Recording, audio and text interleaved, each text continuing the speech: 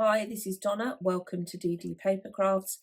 In today's video, we're making this box, which I've called a burger box, just because that's what it reminds me of.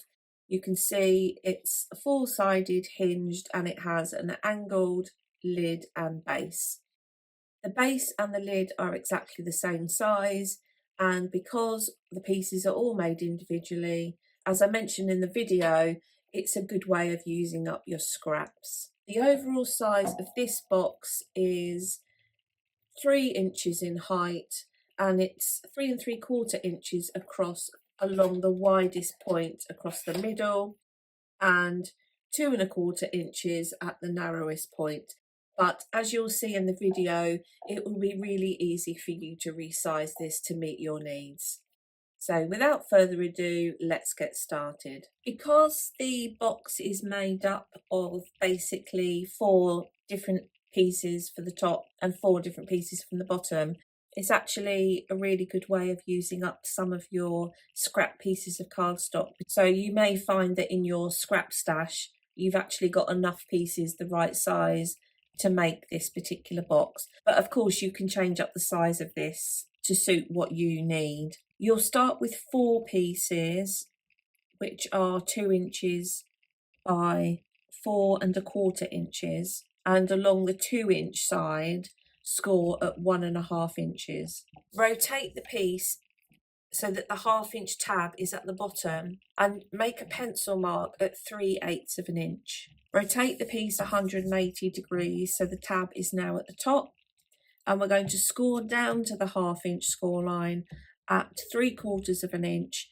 and 3 inches, and you'll do that on all 4 pieces. Then you'll have 4 pieces which are 4 1/4 inches by 2 1/2 inches, and on these 4 you're going to score at 1/2 inch and 2 inches. Rotate. We score within one of the 1/2 inch tabs at 3/8 of an inch down to the score line here. Rotate 180 degrees and score at 3/4 of an inch and 3 inches, and you'll do that on 4 pieces. And then finally, for the top and the base, you'll have 2 pieces which are 2 1/4 inches squared. The process on the 8 pieces, so you'll have 4 which look like this, which have got the 1 tab on the top, and you'll have 4 which look like this, which have got the 2 1/2 inch tabs on.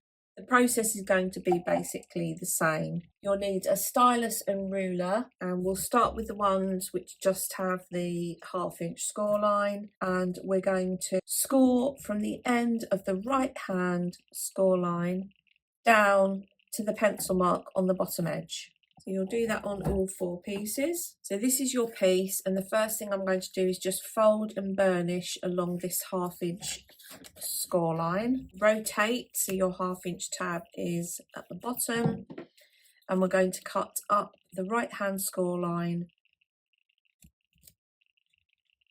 to the 1/2 inch score line like so. So I've just cut that there.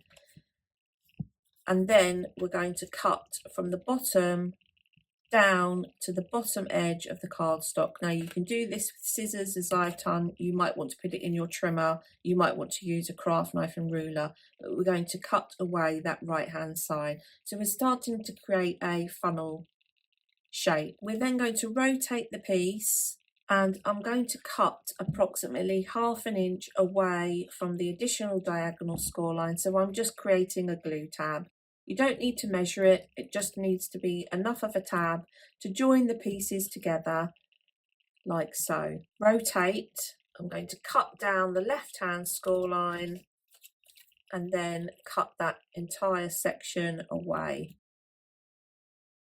I'm going to take a slight wedge from the ends of this glue tab, fold and burnish along the diagonal, and then I'm going to just trim away this excess like so. So you'll have 4 pieces which look like this, and you can now join each of your 4 pieces together by the glue tab. All I'm going to do is just add glue and secure these into place.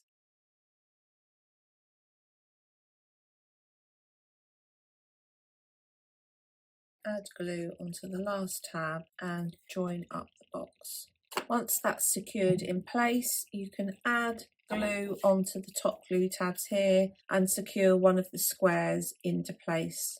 So this is going to be either the top or the bottom of your box. So that's one half of the box.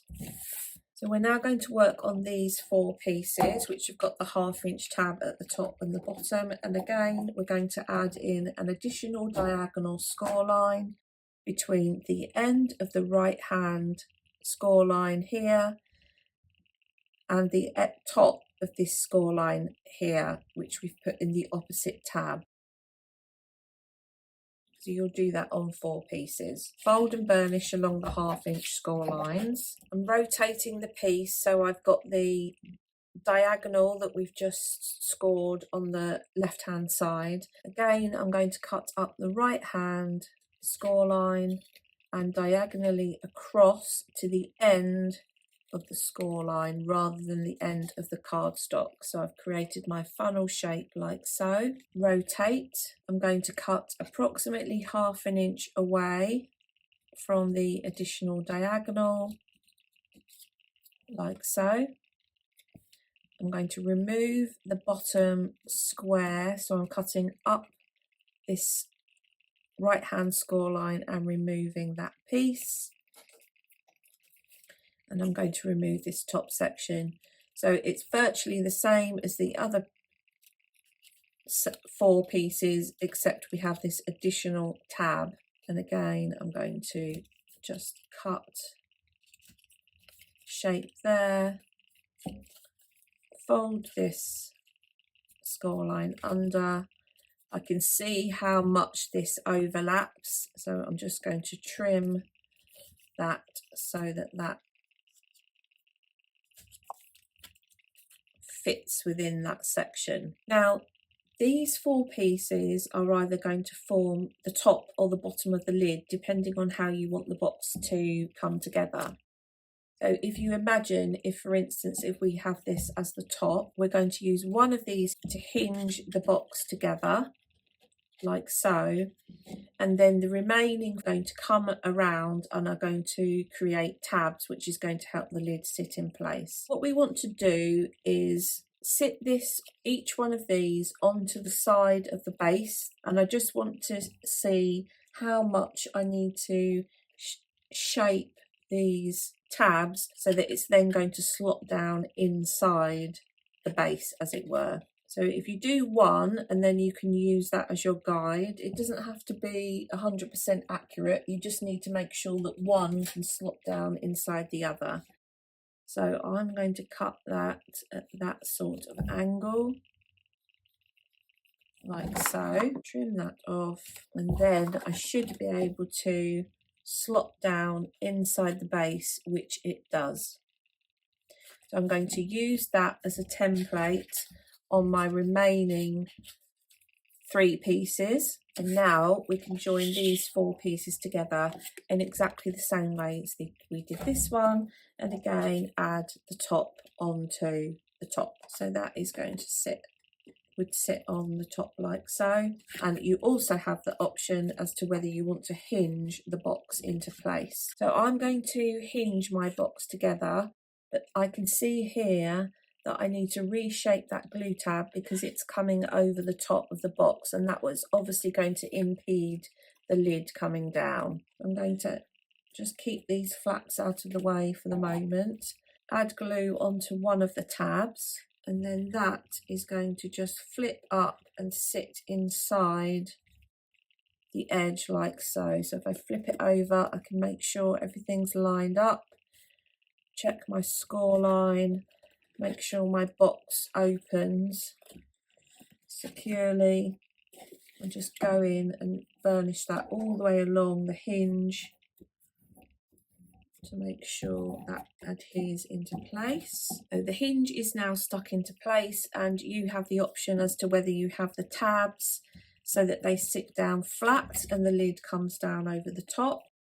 You might want to have the tabs at the top and have them so that they sit down and they slot down into the base. So you can decide which way up you want the box to actually open and close, with the tabs at the top or the tabs on the bottom. And now I'm going to add my pattern paper on. Here's my finished decorated box. You can see I've added pattern paper onto all of the sides. The top square is 2 inches by 2 inches. I made a template for the side panels. This is 3 3/8 of an inch times 1 1/4 inches. I then laid that strip on the side and marked where I wanted my angles to start. So this shorter section at the top is 2 1/8 of an inch. I've then used that 8 times to create the side panels for the top and the base. As I said at the beginning, I think it would be a really easy box to resize, and it does actually come together quite quickly. So there we have today's project. I hope you've enjoyed today's video. If you haven't done so already, please consider subscribing to the channel. And until next time, thanks for watching.